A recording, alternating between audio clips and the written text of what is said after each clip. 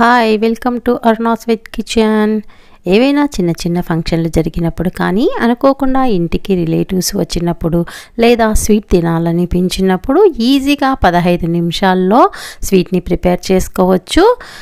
కేవలం 3 ఇంగ్రీడియంట్స్తో ప్రిపేర్ చేసేసుకోవచ్చు. అచ్చం స్వీట్ షాప్లో ఉన్నట్టుగానే ఉంటుంది. టేస్ట్ కూడా చాలా బాగుంటుంది. ఇందుకోసము స్టవ్ మీద ఒక పాన్ నుంచి 1 కప్పు పల్లీలను తీసుకొని మీడియం ఫ్లేమ్ మీద వేయించుకోవాలి. మరీ ఎక్కువగా వేపాల్సిన అవసరం లేదు. నలిస్తే పొట్టు ఊడితే సరిపోతుంది. వేగిన తర్వాత వీటిని ఒక ప్లేట్లోకి తీసుకొని చల్లారనివ్వాలి. చల్లారిన తర్వాత పైనున్న పీళ్ళన్నిటిని తీసేసుకోవాలి.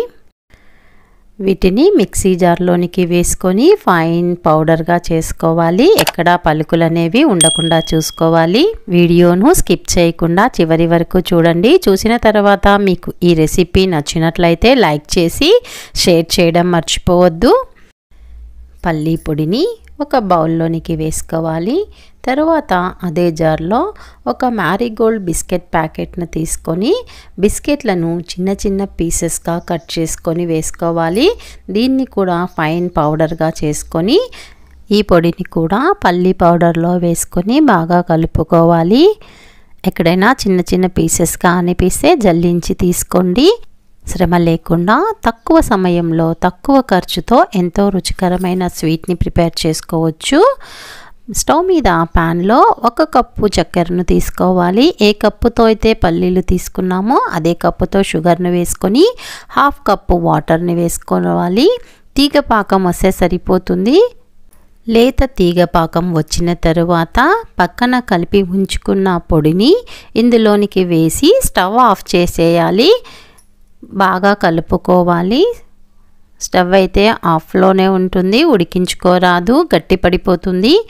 కలుపుకున్న తర్వాత వెంటనే ఒక ప్లేట్లోకి కానీ ఏదైనా బౌల్లోని కానీ వేసుకొని చెయ్యి ఎంత వేడి అయితే పట్టగలుగుతుందో అప్పుడు చేతికి కాస్త నేతిని రాసుకొని బాగా మిక్స్ చేసుకోవాలి. పూర్తిగా చల్లారనివ్వకూడదు, ఉండలు కట్టేస్తుంది. చేతిని నెయ్యిలో డిప్ చేసి బాగా కలుపుకొని ప్రిపేర్ చేసుకున్న స్వీటు 15 to 20 డేస్ వరకు స్టోర్ చేసుకోవచ్చు. ఎక్కువ రోజులు స్టోర్ అవసరం లేదు, 4-5 డేస్ వరకే చాలు అనుకునే వాళ్ళు చేతిని వాటర్ లేదా పాలలో డిప్ చేసి కలుపుకోవచ్చు. కలుపుకున్న తర్వాత స్క్వేర్ షేప్లో ఉండే ఒక బాక్స్ తీసుకొని కింద బటర్ పేపర్ నుంచి దానిపైన నేతిని రాసి కలిపి ఉంచుకున్న మిశ్రమాన్ని పెట్టి ఈవెన్గా స్ప్రెడ్ చేసుకోవాలి. గార్నిషింగ్ కోసము ఏవైనా డ్రై ఫ్రూట్స్లను పైన వేసేసుకోవచ్చు.